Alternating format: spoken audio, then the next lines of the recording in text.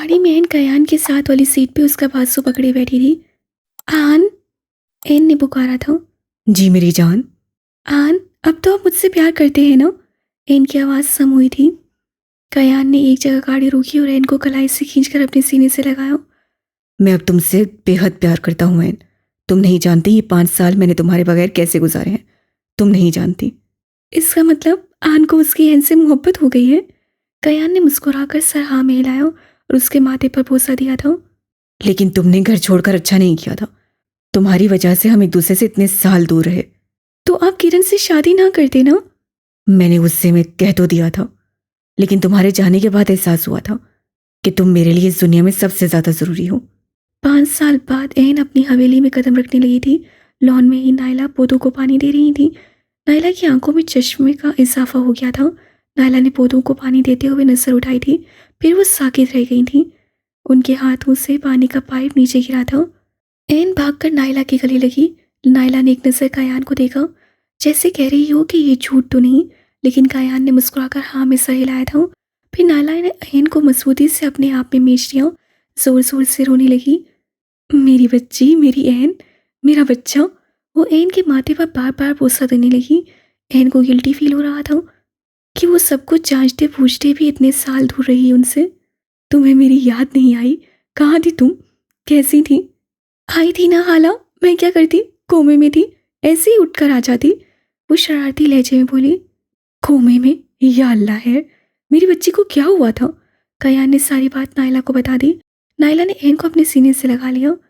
इतनी छोटी सी उम्र में उनकी बच्ची ने इतने दुख झेले थे। उफ, बस कर दे हाला, मैं अब आ गई हूँ। कायान और नायला भी हंसी। उस हवेली में फिर से रौनक आ गई थी। एन के वापस आने से लग रहा था जैसे हवेली की दीवारें भी खुश हो गई थीं। मैं बस अब जल्दी से तुम्हारी और कयान की शादी करूंगी। नायला एन को अपने पास बिठाती हुई बोली। नहीं हाला, मुझे अब आन से शादी नहीं करनी, ये बूढ़े हो गए हैं। वो हंसकर कयान को सुबान चढ़ाने लगी। बताता हूँ मैं तुम्हें कौन बूढ़ा हो गया है। कयान उठा, एन की तरफ बढ़ा। एन ने कयान को अपने पास आता देख अपनी जगह से उठकर अपने कमरे की तरफ भागने लगी। एन की हंसी, उसकी खिलखिलाहटें पूरी हवेली में गूंज रही थीं और नायला बैठी अपनी हवेली की रौनक को देख रही थी। अभी जल्दी से उन दोनों की शादी करनी थी। कयान और एन भी शादी के लिए मान गए थे। क्या हुआ भालू, अकेले क्यों परेशान बैठी हो?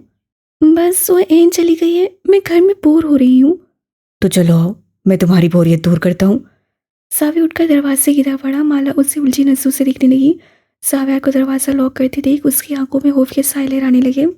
ये रूम क्यों लॉक कर रहे हो? क्या करने वाले हो तुम? वो घबराते हुए मुश्किल से बोली। साव्यार उसकी तरफ कदम बढ़ाते अपनी शर्ट के बटन खोलने लगा। ये क्या कर रहे हो? मेरी तरफ मत आओ, ये तुम बटन क्यों खोल रहे हो? और पीछे को खिसकती सोफे से जा लगी। मैंने सोचा तुम्हारी बोरियत दूर कर दूं। नहीं नहीं, मैं बोर नहीं हो रही हूँ, वो अटकते हुए बोली। लेकिन अब मेरी नीयत खराब हो गई है। उस पर झुकते अपना चेहरा मजीद उसके करीब कर गया। माला को उसकी सांसें अपने चेहरे पर पड़ती हुई महसूस हुई थी। माला ने जोर से आंखें मीच लीं। जावेयार उसकी थोड़ी के जख्म पर अपने लब रख चुका था कि माला ने मजीद जोर से अपनी आंखें बंद की। आंखें खोलो भालू, वो तेज लहजे में बोला, लेकिन माला ने आंखें नहीं खोली। जावेयार ने उसके बालों में हाथ फंसाते उसका चेहरा और मजीद करीब कर लिया। मैंने कहा आंखें खोलो। वो तेज सार लहजे में बोला तो माला ने डर से आंखें खोली।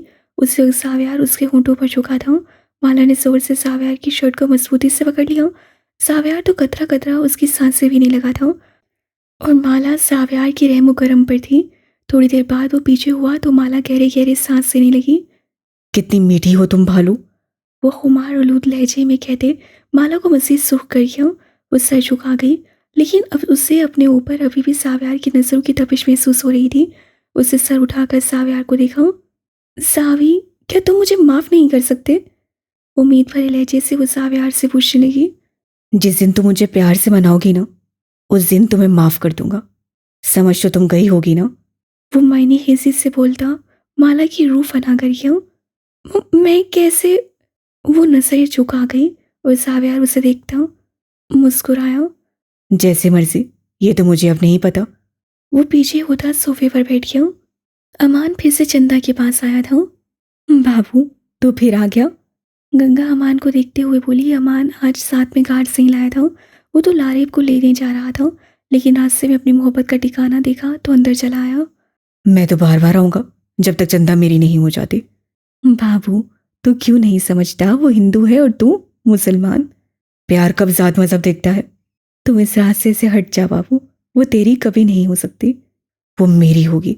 मुझे मेरे अल्लाह पे पूरा यकीन है, एक दिन वो मेरी ज़रूर होगी। अमान ने इतने यकीन से कहा था कि एक दफ़ा तो गंगा को भी चुपकी लग गई। गंगा को चुप देखकर वो चंदा के कमरे में चला गया। चंदा जो कमरे की खिड़की से बाहर के मनासिर देख रही थी, अपने पीछे किसी की आहट महसूस करके पीछे मुड़कर देखा तो अमान को खड़ा पाया। चंदा सोचों में गुम अमान को देखती जा रही थी। कितना खूबसूरत है ये लड़का, लेकिन वो क्यों उसके पीछे पड़ गया था। उसे तो कोई भी लड़की मिल जाती, फिर चंदा ही क्यों। अमान ने चंदा को खुद को तकते देखा तो मुस्कुरा दिया। अमान के लब्बों के साथ साथ उसकी आंखें भी मुस्कुराई थीं, जिसे देखते चंदा होश की दुनिया में वापस आई थी और अमान को अपनी बड़ी बड़ी नीली आंखें दिखाकर घूरने लगी।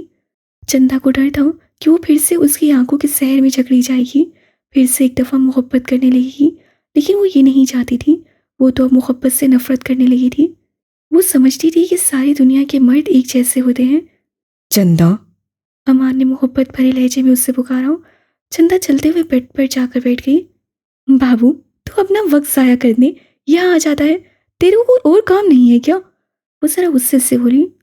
नहीं, आपको देखने के अलावा अब लगता है मुझे और कोई काम नहीं है। वो उसको मोहब्बत पाश नसों से देखते हुए बोला। चंदा उसकी नसों से फसल हो रही थी। क्या मैं आपको जी भर के देख सकता हूँ? अमान ने जैसे इल्तिजा की। चंदा ने नजर उठाकर अमान को देखा था। लोग तो उसका जिस्म मांगने आते थे, और ये इश्क कौन सा मुकाम था जो सिर्फ उसे देखने आता है। अमान चंदा को अपनी नजरों से अपने दिल में उतार रहा था। अ- अमान, बस करो देखना। चंदा अमान का नाम टुकड़ों में लेती अमान को बुलाने लगी और अमान का हाथ अपने दिल पर गया। चंदा ने अपनी खूबसूरत आवाज़ से अमान का पहली दफ़ा नाम लिया था। अमान को लगा वो हवाओं में उड़ रहा है। आपने मेरा नाम लिया, यकीन करें मुझे मेरा नाम कभी इतना प्यारा नहीं लगा जितना अब लग रहा है। चंदा को अमान की दीवानगी देखकर डर लग रहा था, लेकिन वो क्या करती। वो नसीब की काली थी। वो अपने नसीब की कालक शहजादे की नसीब में नहीं लिखना चाहती थी। तुम मेरी जान छोड़ दो अमान। ये कभी नहीं हो सकता चंदा। मैं यहाँ बहुत खुश हूँ, मैं तुम्हारे साथ कहीं नहीं जा सकती। मैं आपको ले जाऊंगा। तो क्या तुम मेरे लिए अपना मजहब तब्दील कर लोगे? नहीं चंदा, मैं आपके लिए अपना मजहब तब्दील नहीं करूंगा, आप करेंगी। मैं क्यों करूँगी? वो आंखें फाड़े उसे देखने लगी। क्योंकि आप जिस मुकाम पर हैं वो आपके भगवान ने आपको पहुंचाया है, और मैं जिस मुकाम पे हूँ वो मेरे खुदा ने मुझे पहुंचाया है। तो फिर मुझे बताइए, किसका मुकाम ऊंचा है, मेरा या आपका? जबकि चंदा उसकी बात से चुप हो गई थी। वो ठीक ही तो कह रहा था कि उसका मुकाम उसके आला दर्जे के मुकाम पर था। वो क्यों अपना रब छोड़ता? चंदा, मेरे रब ने मुझे बहुत इज्जत दी है, और वही इज्जतों का मालिक है। जिसे चाहते हैं इज्जत देते हैं, जिसे चाहता है जिल्लत देता है। आप आहिस्ता आहिस्ता समझ जाएंगी। और ये मैं आपके लिए फूल लेकर आया था। अमान अपनी जेब से लाल गुलाब निकालता चंदा को पकड़ा गया, जिसे चंदा ने बगैर किसी तासुर के पकड़ लिया। शुक्रिया कबूल करने के लिए फिर आऊँगा, बहुत जल्द मिलने। अमान चंदा को एक नज़र देखकर कहता चला गया। तो क्या अगर मैं अमान की रब से अपनी इज्जत मांगती हूँ तो मेरी इज्जत खराब होने से बच जाती? अमान पहली सोच चंदा के दिमाग में डाल गया था, जिससे आहिस्ता आहिस्ता जड़ से दरख्त बनना था, लेकिन उसमें वक्त लगना था। चंदा ने उठकर लाल गुलाब अलमारी में रखा था। वहाँ पहले गुलाब रखे थे जो अमान देकर गया था। एंजल, एंजल, मुझे नहीं पता, मुझे स्टोरी सुननी है। लारीफ जिद करती एंजल से कहने लगी तो वो तो कब से उसे कह रहा था कि सो जाओ, लेकिन वो स्टोरी की जिद कर रही थी। थक हार कर उसके पास बैठ गया। एक था शहजादा और एक थी फेरी, दोनों ही एक दूसरे से अनजान थे। फिर एक दिन शहजादा अपनी बहन के साथ सैर करने गया। वहाँ पर उसे वो फेरी नजर आई। फिर वहाँ पर फेरी की तबीयत खराब हो गई, जिसे देखते ही शहजादे ने उसकी मदद की। उस फेरी को देखते ही शहजादे के दिल को कुछ हुआ था। वो उसे अपने ही ध्यान में कहानी सुना रहा था। वो फेरी बेहद मासूम और प्यारी थी। फिर वो फेरी उसके पास से चली गई। फिर वो शहजादे को वो फेरी काफ़ी दिनों तक याद आती रही। फिर एक दिन वो फिर दोबारा से अपने शहजादे के पास आई। अभी वो कुछ और कहता कि उसे लारीब की तरफ देखा जो सो चुकी थी। लारीब को बच्चों की तरह सोए देख सफ़ीर के चेहरे पर मुस्कुराहट आई थी। कितनी मासूम हो तुम, पता नहीं तुम्हारे साथ क्या हुआ है, जो तुम ऐसी हो गई हो? वो उसके बाल उसके चेहरे से हटाने लगा। इससे पहले कि उठकर जाता, सफ़ीर ने अपना मोबाइल निकालकर 3 से 4 लारेब की सोए हुए की तस्वीरें ले ली। अभी वो तस्वीर देख रहा था कि अपने पीछे अमान की आवाज़ आई। हेलो सफ़ीर। अमान की आवाज़ सुनकर तो उसके हाथ से मोबाइल गिरते गिरते बजा। वो खुद भी गड़बड़ा गया। क्या हुआ डॉक्टर सफ़ीर, आप घबरा क्यों गए? वो अचानक से आप आ गए थे इसीलिए। खुद को कंपोज करते हुए बोला। अमान की नज़रें सोई हुई लारेब पर गईं तो उससे उसे सफ़ीर को देखा। वो स्टोरी सुनते सुनते सो गई। मैं तो इसे लेने आया था। अमान सफ़ीर को कहने लगा। तो आप ले जाएं। सफ़ीर ने मुस्कुराते हुए कहा। अमान ने हॉस्पिटल की कार्रवाई मुकम्मल की और फिर वो लारेब की तरफ बढ़ता अपने पास में उठाता घर की तरफ निकल गया। बेटा, तुम दोनों ने अपनी ज़िंदगी के बारे में क्या सोचा फिर? नाला ने कयान और ऐन से पूछा। मामा, मैं तो तैयार हूँ, आप एन से पूछ लें। ऐन ने मासूम बच्चों की तरह सर झुका लिया। हाला, आप जब चाहे जैसे चाहे, मुझे कोई एतराज़ नहीं है। ऐन ने शर्मा कर कहा। कानों में लगे एयरफोन्स पे ये बात सुनते मोहसे की हंसी छूट गई थी। तुम्हारे अलावा इस दुनिया में कोई मासूम है ही नहीं। तोबा तोबा। ऐन तो दोनों का जवाब सुनकर खुश हो गई थी। चलें, फिर 1 हफ्ते बाद तुम दोनों की धूमधाम से शादी करूंगी। ऐन तो शर्मा कर अंदर भाग गई। फिर नायला के घर एक दफ़ा फिर से शादी की तैयारी शुरू थी। लेकिन इस दफ़ा नायला भी खुश थी और कयान भी। और इस दफ़ा कोई भी कयान की दुल्हन को नहीं मारेगा। समझ तो गए होंगे आप भी। जाविया घर वापस आया तो उसकी शर्ट पे खून ही खून लगा था। शुक्र था कि माला कमरे में थी। वो आज फिर से किसी का कत्ल करके आया था। अब से उसे एविल का भी काम संभालना था। अभी नहीं चाहता था कि माला उसे ऐसे देखकर डर जाए, इसीलिए वो सीधा दूसरे कमरे में गया और चेंज करने लगा। जाविया कमरे में गया। माला वो कमरे की खिड़की के पास खड़ा पाया। वो सारे घर को चेक कर चुकी थी, लेकिन उसे कहीं भी मोबाइल नजर नहीं आया, ना ही कोई ऐसी चीज़ जिससे वो अपने पापा से रब्ता कर सके। जावेद कमरे में आए तो बगैर माला को देखे ही बेड पर लेट गया। माला ने कमरे में किसी की मौजूदगी महसूस की तो पलटकर पीछे देखा और चौंकी थी। जावेद ऐसे ही लेट गया। उसे आज फिर से किसी ने ताना दिया था कि वो जानी है, जिसे सुनता वो गुस्से में आकर उसका कत्ल कराया था। अभी भी अपना माजी सोचकर उसकी आंखें सुरु अंगारा हो रही थी। माला तो उसकी सुरु आंखें देखकर डर गई थी। ना जाने क्या हुआ था। माला ने कमरे से बाहर जाना ही ज़रूरी समझा। इससे पहले कि वो कमरे से बाहर निकलती, जाविया की आवाज़ से उसके कदम जकड़े। रुको। माला ने डर के पीछे देखा। जाविया को अपनी तरफ कदम बढ़ाते देख माला अपने कदम पीछे लेने लगी। तुम्हारे बाप ने मेरे माथे पे जानी का कलंक लगाया है। वो सारी जिंदगी कभी भी नहीं मिट सकता। वो अपनी सब सांखें माला की आंखों में गाड़ता हुआ बोला था। मैं पापा की तरफ से सॉरी करती हूँ। उसे खींचा दीवार के साथ लगाकर उस पर झुका। माफी से काम नहीं चलेगा भालू। जब तक अपने हाथों से तुम्हारे बाप को सजा नहीं दूंगा, मुझे सुकून नहीं आएगा। वो ये सब कहते माला का सुकून गारत कर गया। जाओ यहाँ से। वो बेरुखी से कहते मुंह मोड़ गया। वो दोबारा से बेड पर जाकर लेट गया। माला तो उसकी बेरुखी की वजह से और अपनी सावी को तकलीफ में देखकर उसकी आंखों से आंसू निकले। वो चुप करके कमरे से बाहर चली गई। जावी ने एक नज़र दरवाजे को देखा और दोबारा से आंखें मूंद दिया। लारेब नींद से उठी तो खुद को अपने कमरे में पाया। वो इधर उधर अपने एंजल को देखने लगी। इतने में अमान भी खाने की ट्रे लेकर आ चुका था। बड़ी, पहले तो वो खुशी से चहकती बेड से छलांग लगाकर अमान के साथ लिपट गई। बड़ी की प्रिंसेस कैसी है? आई एम फाइन बड़ी। बड़ी, फिर कुछ अचानक याद आने पर वो अमान से अलग हुई। बड़ी, एंजल कहाँ है? वो बच्चों की तरह पूरे कमरे में इधर उधर देखने लगी, जबकि एंजल के नाम पर अमान के चेहरे पर परेशानी के आसार नुमादार हुए। उसे पता था अब लारेब जिद करेगी एंजल के पास जाने की। लारेब काफ़ी क्लोज हो गई थी सफ़ीर से। इस बात का अमान ने बाखूबी अंदाज़ा लगा लिया था। प्रिंसेस, अब तुम अपने घर आ गई हो, अपने बड़ी के पास ना। तो एंजल से बाद में मिलेंगे। चलो पहले खाना खा लो। नहीं नहीं, वो 2 कदम पीछे होते चिल्लाई। मुझे एंजल चाहिए, मुझे एंजल चाहिए। वो चिल्लाती बेड पर जाकर घुटनों में सर दिए बैठ गई। मेरी गुड़िया, इधर देखो, मेरी तरफ। अमान प्यार भरे लहजे में खोया हुआ। मुझे एंजल चाहिए, उनके हाथ से खाना है। अमान ने गहरा सांस भरकर फिसा में सपोर्ट किया। उसे जिस चीज़ का डर था वो ये हुआ। मेरी गुड़िया, मेरी शहजादी, तुम्हारा बड़ी, मैं तुम्हारे एंजल को हमेशा हमेशा से तुम्हारे पास ले आएगा। तुम्हें अपने बड़ी पर भरोसा है ना? अमान ने प्यार से लारेब का फूला फूला चेहरा हाथों में लेकर कहा। लेकिन बड़ी, मुझे अभी एंजल चाहिए। वो तो मुझे कुछ स्टोरी सुना रहे थे ना, तो मैं सो गई। मुझे वो स्टोरी सुननी है। पहले एंजल चाहिए, वरना मैं खाना नहीं खाऊंगी। अमान ने लब मेज कर लारिब को देखा। वो एंजल के मिलने के बाद ज़्यादा ही ज़िद्दी हो गई थी।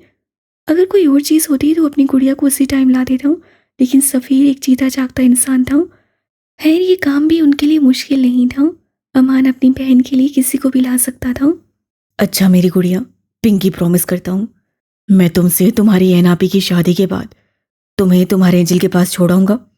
अमान मोहब्बत से लारिब के गाल पर रगड़ता हुआ बोला, हे एनापी की शादी? वो दुल्हन बनेगी क्या? प्यारी सी दुल्हन? कब? वो तो एंजल वाली बात को भूला बहन की शादी के बारे में अमान से जानने लगी थी। बड़ी, फिर आप मेरे लिए नए नए ड्रेसेस लेंगे ना? मुझे सिंड्रेला वाली फ्रॉक पहननी है। मेरी गुड़िया, बड़ी आपके लिए सिंड्रेला से भी ज़्यादा अच्छी ड्रेस लेकर देगा। बड़ी, आप बहुत अच्छे हैं। लारिब अमान के गले अपने बाजू खायल करती बोली। अमान ने तो शुक्र किया कि वो एंजल वाली बात को भूल गई। अमान साथ साथ उसे खाना खिलाता जा रहा था। चलो आओ गुड़िया, तुम्हें मैं तुम्हारे जावी भाई की प्रिंसेस से मिलवा दूँ। प्रिंसेस? बड़ी, प्रिंसेस सिर्फ मैं हूँ, एंजल कहते हैं। मेरी लारिब प्रिंसेस है।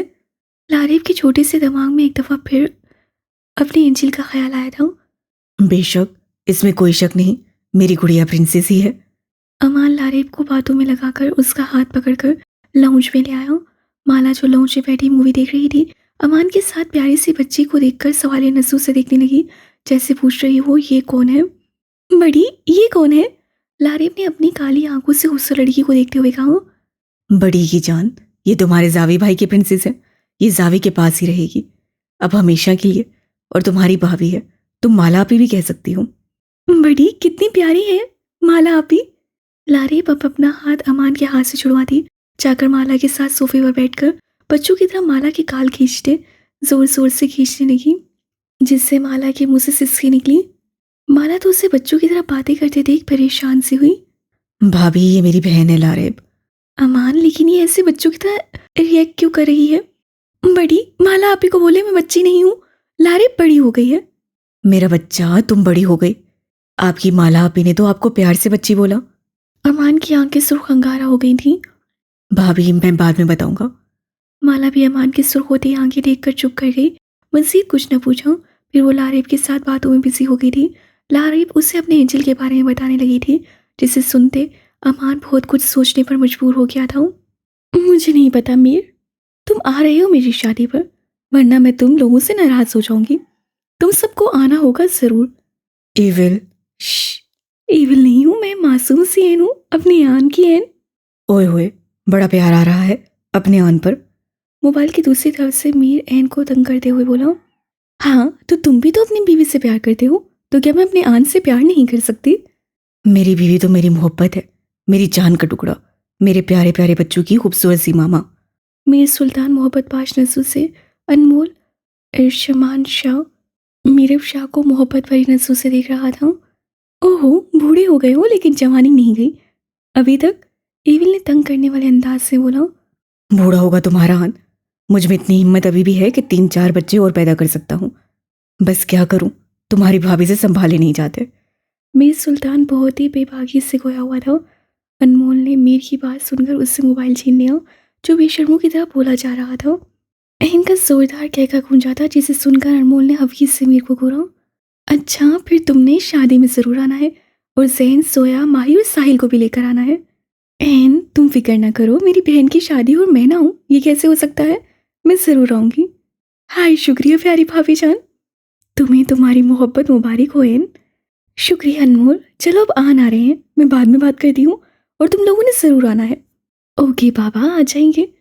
एन ने खुशी से कॉल काट दी। अब वो अपने आन को अपना महरम बनाने के लिए दिन गिन रही थी।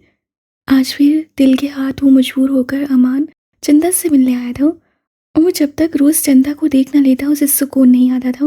गंगा तो सड़की को समझा समझा कर थक गई थी, लेकिन वो मानता ही नहीं था। गंगा ने बेवमान को उसके हाल पर छोड़ दिया था कि उससे चंदा अब खुद ही ठीक करेगी। अमान चंदा के कमरे में गया, जहाँ वो खामोशी से कोने में बैठी थी। चंदा। अमान ने बहुत प्यार से चंदा को पुकारा था, और अमान की आवाज़ को इग्नोर कर गई थी। वो फिर से आ गया था। चंदा के मना करने के बावजूद भी वो आ गया था। चंदा ज़मीन पे ही बैठी अपने माजी को सोच रही थी कितनी खुश थी वो अपने माँ बाप के साथ, लेकिन क्या हो गया था उसके साथ, कहाँ आ गई थी? कुछ भी तो नहीं बचा था उसके पास। ना माँ बाप थे, ना उसकी इज्जत थी, कुछ भी नहीं था। चंदा के इग्नोर करने पे अमान की गुस्से से मुठ्ठियां भेजी थी। अमान से अपनी तरफ मतवजा करने के लिए चंदा के साथ जमीन पर बैठ गया। चंदा। अमान ने चंदा का हाथ पकड़ना चाहा, लेकिन चंदा ने जल्दी से अपना हाथ पीछे कर लिया, जिसे देखता अमान अपने खूबसूरत लब मेच गया। चंदा अपने माजी से बाहर आई थी, फिर होश की दुनिया में आते ही उससे अपने सामने बैठे मगरूर शहजादे को देखा था। वो उसकी जानिब अपनी खूबसूरत काली आंखों से दिख रहा था। चंदा का दिल जोर से धड़का था। तू यहाँ फिर से आ गया है? चंदा ने उसके चेहरे से नसें चुराते हुए कहा। वो कैसे इतनी जल्दी फिर एक मर्द पर भरोसा कर सकती थी, वो भी एक मुस्लिम पर? दोनों के मजहब में तो ज़मीन आसमान का फ़र्क था। पहले भी तो उससे यकीन किया था मर्द पर बदले में उससे क्या मिला था? सिर्फ रुसवाई, सिर्फ धोखा। जब अपने मजहब का बंदा उसे धोखा दे सकता है तो अमान भी तो दे सकता था। इसी डर से वो अमान से दूर दूर भागने लगी थी, वरना उसका दिल शिद्दत से कर रहा था बदनामी का कलंक अपने माथे से हटाकर किसी की इज्जत बन जाए। वो तो एक दुआइफ थी, उसके मुंह से इज्जत लफ्ज़ अच्छा नहीं लगता था। अपनी ही सोचों पर चंदा मुस्कुराई थी। अमान उसके तंजिया मुस्कुराते हुए चेहरे को बाग और देख रहा था। चंदा उठकर जल्दी बेड पर जा बैठी। अमान भी एक ट्रांस की कैफियत में चलता चंदा के साथ बेड पर बैठ गया। चंदा, ना जाने वो कौन सा पल होगा जब आप मुझे ऐसी नज़रों से नहीं देखेंगे कि मुझे अपने मर्द होने पे अफसोस हो। अमान ये कहता चंदा का वजूद एक पल को शल कर गया था। चंदा की आंखों से एक बागी आंसू निकलकर उसके गालों पे लड़ियों की सूरत भागा था। ए सुकूने कल्ब, मेरी रूह मन, काश कि मुझे चंद जादुई लम्हात मैसर आए जहाँ मैं तुम्हें जी सकूं, तुमसे अपनी मोहब्बत का बरमिला इतराफ़ कर सकूं, जहाँ तुम चाह के भी मेरी मोहब्बत से ना मुकर सको, जहाँ से तुम्हें मेरी आंखों में अपना आप दिखने को मिले। मुझे सुकून दरकार हो, ऐसा सुकून जिसमें मेरे माथे पर तुम्हारे होंठों का लम्स हो, ताकि मैं माजी का दुख बोलकर जिंदगी को करीब से जीत सकूं। अमान एक ट्रांस कैफियत में ये सब कहते चंदा के वजूद को साकित करने का सबब बना था। क्या कोई इस कदर भी उसे चाह सकता है? लेकिन क्यों? वो तो एक तोआइफ थी। फिर क्यों? वो तो इतना खूबसूरत था कि किसी भी लड़की को चाहता तो अपना बना सकता था। फिर मैं ही क्यों? अमान चंदा की आंखों में उठते सवाल को देखकर मुस्कुराया। चंदा को लगा अमान की मुस्कुराहट और देखेगी तो अपना दिल दोबारा से मर्द साथ पर हार बैठेगी। आप सोच रही हैं कि आप ही क्यों, कोई और लड़की क्यों नहीं? तो चंदा, मैं खुद नहीं जानता क्यों, लेकिन आपको देखकर एक अजीब सी कशिश महसूस होती है। जैसे आपसे प्यार करना मेरे अल्लाह ने जैसे किसी मकसद के लिए करवाया है। ऐसा लगता है मेरा और आपका बहुत गहरा रिश्ता है, लेकिन ना जाने क्यों आप नॉन मुस्लिम होकर भी मेरे दिल में जगह बना गई हैं। इसमें भी मेरे रब की कोई मसलियत होगी। मैं अपने अल्लाह से मांगूंगा आपको।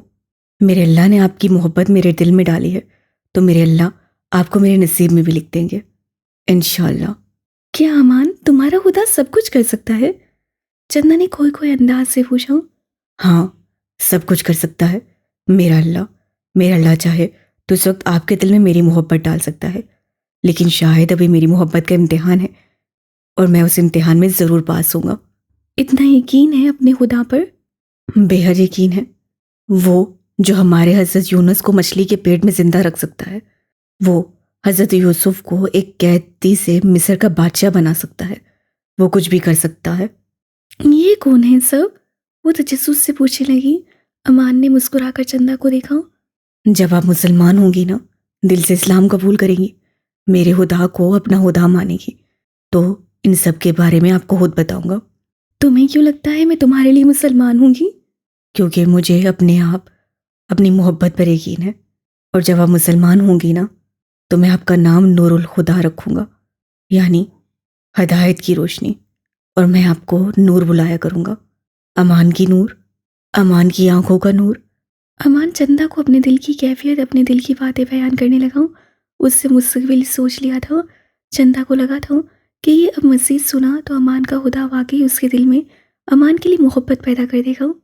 जाओ बाबू, यहाँ से जाओ। वो ना जाने किसी खौफ के तहत उससे बस जाने का कह रही थी। क्या आप मेरे साथ एक दिन, बस एक दिन मेरे साथ मेरे घर चलेंगी? मैं आपको अपने घर वालों से मिलवाना चाहता हूँ। चंदा ने अजीब नजरों से अमान को देखा। बाबू तू पागल हो गया है, क्यों अपनी इज्जत का नहीं सोचता? मैं आपके अलावा अब कभी किसी को नहीं सोचना चाहता। और कल मैं आऊँगा और आपको लेकर जाऊँगा, और मेरा वादा है आपसे कि शाम को वापस छोड़ जाऊँगा। चंदा उसके दिए के वादे पर खामोश हो गई थी। अमान ने चंदा को एक फूल पकड़ाया और एक नज़र देखता चला गया, और चंदा फूल को पकड़ती मुस्कुराई थी और बेड से उठती अलमारी में फूल रख चुकी थी। क्या मैं कभी हिदायत का नूर? मतलब उससे कुछ समझ नहीं आ रहा था। अमान का अपने खुदा पर यकीन सच्चा था। अमान का खुदा चंदा के दिल में एक हल्की सी अमान की मोहब्बत की सरप लगा चुका था, जिससे दोनों अनजान थे। कमरे में बैठा वो शख्स जाने कब से अपने मोबाइल में मासूम सी परी बैकर की तस्वीरें निकाल कर देख रहा था। क्या हुआ होगा तुम्हारे साथ जो तुम ऐसे हो गई हो? कितनी मासूम हो ना तुम, बिल्कुल मासूम सी गुड़िया। दिल करता है तुम्हें फिर से अपने साथ ले आऊं। दिल कर रहा है तुम्हारे होंठों का लम्स फिर से अपने होंठों पर महसूस करूं। कितनी खूबसूरत हो तुम, जैसे खुदा ने बहुत खूबसूरती से तराशा है तुम्हें। कितने ही लम्हे सफ़ेद शाल आरिफ की तस्वीरें देखकर ख्यालों में उससे मुखातिब करे जा रहा था। उसे अपने कमरे में आने वाली मखलूक का भी पता न चला, जो हमेशा उसका भांडा फोड़ देती थी। यकीनन ये वाला भांडा भी फोड़ेगी। भैया, ये तो वो समंदर वाली लड़की है ना? एवा ने सफ़ीर के हाथों से मोबाइल छीनकर मासूम से लारिब की तस्वीरें देखने लगी। सफ़ीर हड़बड़ा गया। वो पहले भी तो उसकी शिकायत अम्मी से लगा चुकी थी। हे बा मेरी जान, आराम से बोलो। पूरे मोहल्ले वालों को बताने का इरादा है क्या? ओह नहीं भैया, एवा अपने माथे पर अपना हाथ मारते हुए बोली। आपने समंदर आपी की तस्वीर क्यों ली है अपने मोबाइल में? एवा मासूमियत से बोली। ये तो बस ऐसे ही एक तस्वीर ले ली, मामा को नहीं बताना है बात मेरी जान, वरना भैया आपको फिर घुमाने नहीं लेकर जाएगा। मैं तो बताऊंगी मामा को। भैया चुपके चुपके समंदर आपी की तस्वीरें देख रहे थे। हे बा खबरदार, अगर मामा को बताया तो मैं बात नहीं करूंगा, ना बाहर घुमाने लेकर जाऊंगा। अच्छा भैया, नहीं बताती ना मामा को। एवा मुंह के डिजाइन बनाते हुए बोली। लेकिन मुझे क्या मिलेगा मामा को ना बताने के बदले? क्या खाना है तुम्हें? सफ़ीर एक गहरा सांस वगैरह क्या उसे पता था, अगर अपनी छोटी सी लालची बहन को कुछ ना खिलाया, भरोसा कुछ नहीं था, उसका जाकर भाटा फोड़ दी थी। मुझे पिज़्ज़ा खाना है भैया, विवा चेकते हुए बोली। चलो ठीक है, लेकिन मामा से कुछ मत कहना। इतना ना डरे भैया, मैं मामा को कुछ नहीं बोलूँगी कि आप चुपके चुपके समंदर वाली आपी को भाभी बनाने की तैयारी कर रहे हैं। विवा सफ़ीर की गाल पर किस करते भाग गई। भाभी? सफ़ीर के लबों पर गहरी मुस्कुराहट सी रेंग गई। सफ़ीर एक बार फिर परी पैकर को जी भर कर देखने के लिए मोबाइल की जानी मुतवज्जा हुआ। सर, हम हॉस्पिटल में उस लड़की की सारी इन्फॉर्मेशन निकलवाने गए थे, लेकिन वहाँ उस नाम की कोई लड़की नहीं मिली। हमने बहुत कोशिश की। किंग के मुलाजिमों ने डरते डरते कहा। बुढ़े का क्या भरोसा था, उन्हें भी मार ही देता। हराम खोरो, तुम लोग किस चीज़ के पैसे लेते हो? मुझे वो लड़की चाहिए, किसी भी हाल में उसे ढूंढो, इस शहर का चप्पा चप्पा छान मारो, उसे मेरे पास लेकर आओ, वरना तुम लोगों के सीने में गोलियां उतारने में वक्त नहीं लगाऊंगा। तुम दोबारा मेरे हाथ से नहीं निकल सकती रानी, तुम्हें मेरे पास आना ही होगा, मेरी प्यास बुझाने। आह, क्या बदन है तुम्हारा। किंग का खौफनाक चेहरा मजीद सुर्ख हो गया था। तुम्हें किसी भी हाल में ढूंढ लूंगा, तुम मेरी हो, बस तुम्हें मेरे बिस्तर की जीनत बनना है। किंग हवासत से कहता हंसने लगा। कयान और एन दोनों शादी की शॉपिंग करने गए थे। एन को तो कोई लहंगा पसंद नहीं आ रहा था। आन, आपने इन 5 सालों में अभी तक शादी क्यों नहीं की? एन ने कयान के मासूम से पुरकशिश चेहरे को देखकर एक सवाल दागा था। कयान का एक दफ़ा दिल तो किया कि सना वाली बात छुपा दे, लेकिन बाद में पता चलता तो एन को दुख होता। एन, मेरी शादी होने वाली थी, लेकिन पता नहीं कैसे सना को शॉर्ट सर्किट की वजह से करंट लग गया, जिसकी वजह से वो मफलूज हो गई और हमारी शादी नहीं हो पाई। आन, ये तो बहुत बुरा हुआ उस बेचारी के साथ। सारी दुनिया की मासूमियत चेहरे पर सजाकर एन ने कहा। अगर उससे कुछ ना होता तो आप उससे शादी कर लेते। हाँ, कर ली था, क्योंकि तुम मेरे पास नहीं थी और मामा की भी ख्वाहिश थी कि मैं शादी कर लूँ। शुक्र है फिर मैंने उसे मार दिया। एन दिल ही दिल में कहने लगी। यानी अच्छा हुआ ना आपकी उससे शादी नहीं हुई, वरना मैं वापस आती तो कहाँ जाती? एन कायान का पासो पकड़ कर बोली। अब तुम मिल गई हो ना मुझे, अब किसी की ज़रूरत नहीं है मुझे, सिर्फ आन की एन और एन का आन, दोनों ही एक दूसरे के लिए काफ़ी हैं। कयान मोहब्बत भरे लहजे में बोलता है। एन की गाल पर रब रख गया। एन अपने सफ़ेद चेहरे पर कयान के होंठों का लम्स महसूस करके गालों पर शर्म की सुर्खी खुली थी। वो दोनों पूरा मॉल घूम रहे थे। थक हार कर एन को ब्लड रेड कलर का लहंगा पसंद आया था और कयान की ब्लैक शेरवानी ली थी और बाकी मेहंदी और वलीमे का ड्रेस भी ले लिया था। अब वो घर के लिए निकल गए थे। खुशियाँ एक दफ़ा फिर से उनकी ज़िंदगियों में आ गई थीं। थक हार कर वो घर आ गए थे। एन तो खुशी से अपनी सारी शॉपिंग नायला को दिखा रही थी। नायला अपने बच्चों को देख देख कर खुश हो रही थी। कितने खुश लग रहे थे दोनों साथ, परफेक्ट जोड़ी थी। अभी वो लोग बातें कर रहे थे जब कयान का मोबाइल बजा था। कयान ने कॉल अटेंड की। अगली तरफ से कॉल करने वाले बंदे की बात सुनता कयान के चेहरे पर परेशानी भरे तासुरात नुमादार हुए थे। अपने तासुरात को छुपा था कॉल बंद कर गया, लेकिन एन ने उसके चेहरे को बागौर जायजा लिया था। वो समझ गई थी कयान परेशान सा है। मामा मैं जा रहा हूँ, मुझे कुछ ज़रूरी काम है। वो उन दोनों के ज़रूरी काम का कहकर चला गया। एन की नज़रों ने दूर तक कयान की पुष्प को देखा था, क्योंकि वो कयान के चेहरे पर परेशानी के तासुरात देख चुकी थी। जी सर, आपने बुलाया मुझे? कयान अपने ऑफिसर्स के सामने खड़ा पूछने लगा। एएसपी कयान, तुम्हें अभी जाना है। किंग का स्मगलिंग का ट्रक जा रहा है। कराची से हबरियों ने हमें खबर दी है। तुम्हें उसे रोकना है और उसके आदमी को पकड़ कर लेकर आना है किसी भी हाल में। Got it? जी सर, आप फिक्र न करें, ये काम हो जाएगा। Okay, fast. सारी टीम को जल्दी से तैयार करो। कयान जल्दी से सलूट करते हुए वहां से चला गया। कयान के जाने के बाद ही एन ने जावियर को कॉल करके कयान का पीछा करने को कहा था। जावियर और अरमान दोनों ही अपनी टीम को लेकर निकले थे। इविल खुद भी नायला से अपनी फ्रेंड के घर जाने का कहकर कयान के पीछे निकल गई। उससे डर लग रहा था, उसकी आन को अगर कुछ हो गया तो वो तो मासूम सा था। उसके लिए वो खुद भी कयान के पीछे निकल गई। कयान वहां पहुंच चुका था जहां से किंग की गाड़ियां जाने वाली थी। दूसरे मुल्क तजस्सुस की बात यह थी कि किंग ने ये काम सरेआम एक रूट पर अंजाम दिया था जहां लोगों का रश था, लेकिन ज़्यादा नहीं। कयान के साथ आए कांस्टेबल भी अलर्ट खड़े थे। अचानक ही किंग के बंदूक ने फिजा में अंधाधुंध फायरिंग शुरू की। उन्हें पता लग गया था एएसपी कयान के लोगों ने उन्हें टारगेट किया है। किंग के लोगों ने चकमा देकर उन पर फायरिंग शुरू कर दी थी। तुम लोग इविल के लोग हो ना? कयान ने तजस्सुस से पूछा। दूसरी तरफ फायरिंग अभी भी चल रही थी। लोगों की चीखों पुकार शुरू हो चुकी थी। सब अपनी अपनी गाड़ी रोड पर ही छोड़े वहां से भाग गए थे। जवाबन कयान और कयान की टीम भी अपनी गन निकालकर दाएं बाएं घेरती हवाई गाड़ियों पर फायर करने लगी। किंग के लोग गाड़ियों से निकलकर उनकी तरफ बढ़ने लगे। पुलिस एहलकार शदीद मुकाबलाबाजी में अपनी जान बहक हो रहे थे। कराची के मेन रोड पर इस वक्त इविल, मॉन्स्टर और अमान भी अस्सा लेस खुद भी गाड़ियों से उतर आए। तीनों के चेहरे मास्क से ढके हुए थे। तीनों ने भी किंग के आदमियों का निशाना लेते फायरिंग शुरू की थी। कयान और इविल की पीठ मिली हुई थी। दोनों मुखालिफ तरफ फायर कर रहे थे, जबकि इविल कयान के करीब थी। कयान 3 सियाह निकाबपोशों को अपनी मदद के लिए देख हैरान हुआ था। वो इविल को देखकर अंदाज़ा लगा गया था इविल के लोग हैं, लेकिन वो इस वक्त कुछ नहीं कर सकता था क्योंकि किंग के लोगों की तादाद बहुत ज़्यादा थी। दफातन उन गाड़ियों के पीछे किसी दूसरी स्याह मर्सिडीज से कलाबाजी मारकर निकलते गाड़ियों की छत पर चढ़कर उनका निशाना लेते कोई गैर मुल्की ही लग रहे थे। फिजा में धुंध फैल गई थी। उस धुंध में ठाठा की आवाज़ से कान के पर्दे फाड़ रही थी। इविल, मॉन्स्टर, अमान अपने तमाम साथियों समेत मुकाबले में थे। कयान!